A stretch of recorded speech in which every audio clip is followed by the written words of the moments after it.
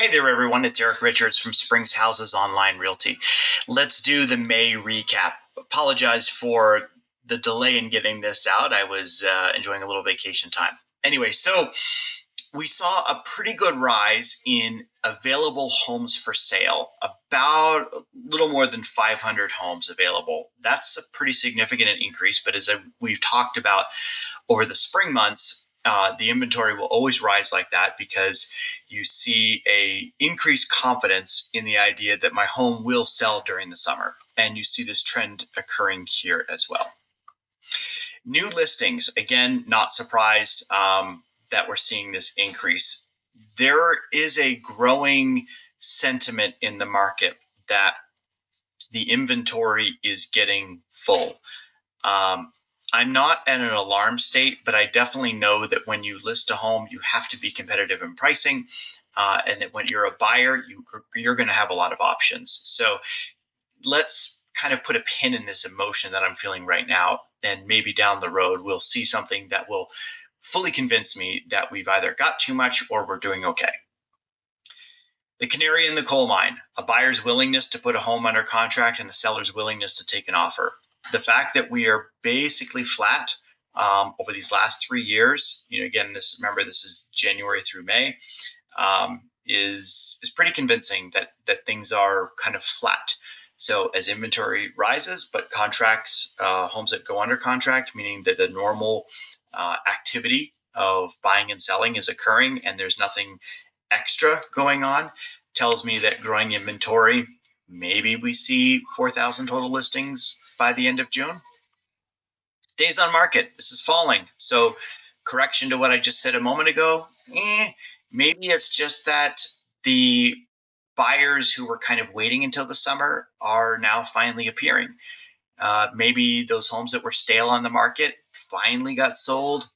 Maybe they pulled them off. But anyway, a decrease in average days on market means for buyers, you can't go back and see a home 3 times, maybe just 2, and plan on seeing it Friday, then Saturday. Keep that in mind.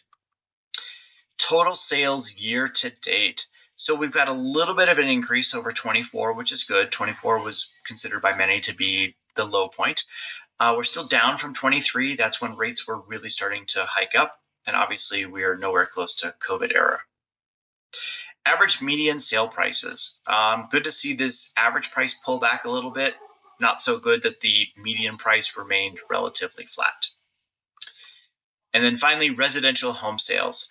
I like to see this number increase a little bit more, not only to clip off the inventory that's coming, but also that we have a good steady flow of purchasing contracts. Also like to see these condo numbers come up as well. That's good because that is our first-time home buyer segment. For the left brain people who like to see some big numbers here, I always like to point out this number right here. So this is just the volume. So over last year, 10% increase. That's that number right there. There's a lot of other interesting, fun stuff in this chart, but I find that the pictures work best. But when we look at this total volume here, it just kind of paints the picture. Why?